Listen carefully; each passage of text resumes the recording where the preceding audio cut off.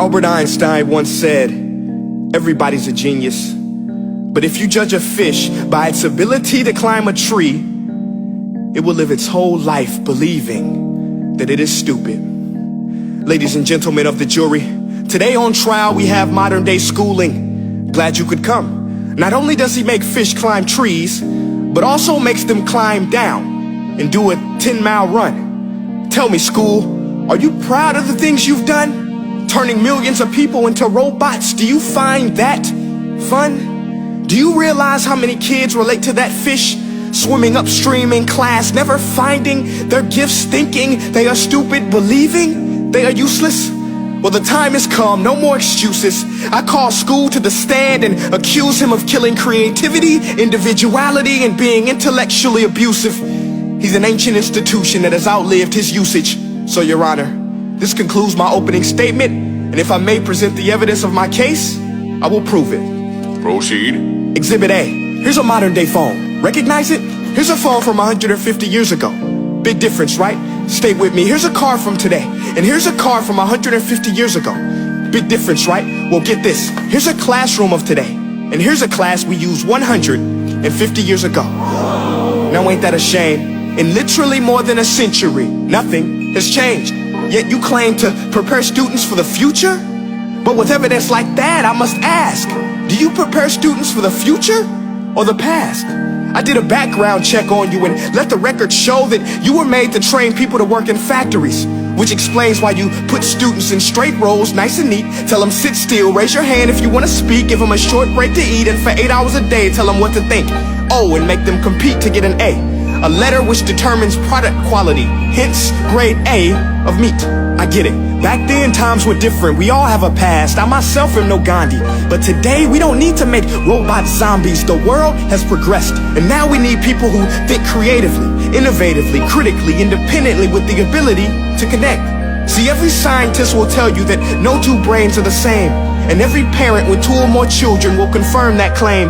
So please explain why you treat students like cookie cutter frames or snapback hats, giving them this one-size-fits-all crap. Watch your language. Sorry, Your Honor, but if a doctor prescribed the exact same medicine to all of his patients, the results will be tragic. So many people will get sick, yet when it comes to school, this is exactly what happens. This educational malpractice, where one teacher stands in front of 20 kids, each one having different strengths, different needs, different gifts, different dreams, and you teach the same thing the same way? That's horrific. Ladies and gentlemen, the defendant should not be acquitted. This may be one of the worst criminal offenses ever to be committed. And let's mention the way you treat your employees. Objection. Overruled. I want to hear this. It's a shame. I mean, teachers have the most important job on the planet, yet they're underpaid? No wonder so many students are short-changed. Let's be honest, teachers should earn just as much as doctors, because a doctor can do heart surgery and save the life of a kid, but a great teacher can reach the heart of that kid and allow him to truly live. See, teachers are heroes that often get blamed, but they're not the problem. They work in a system without many options or rights. Curriculums are created by policymakers, most of which have never taught a day in their life. Just obsessed with standardized tests. They think bubbling in a multiple choice question will determine success. That's outlandish. In fact, these tests are too cruel to be used and should be abandoned, but don't take my word for it. Take Frederick J. Kelly, the man who invented standardized testing, who said, and I quote, "These tests are too cruel to be used and should be abandoned." Ladies and gentlemen of the jury, if we continue down this road, the results will be lethal. I don't have much faith in school, but I do have faith in people.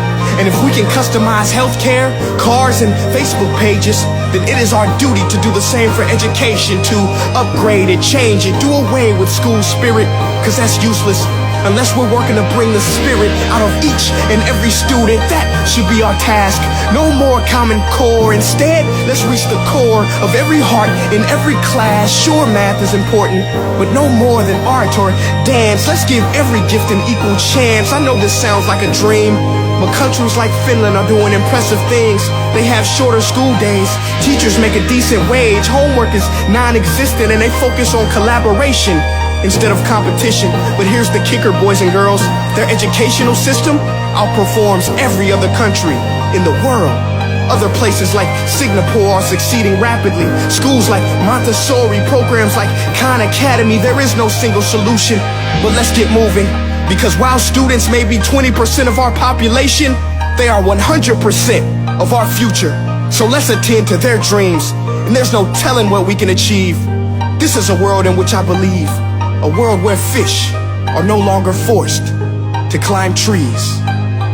I'll rest my case.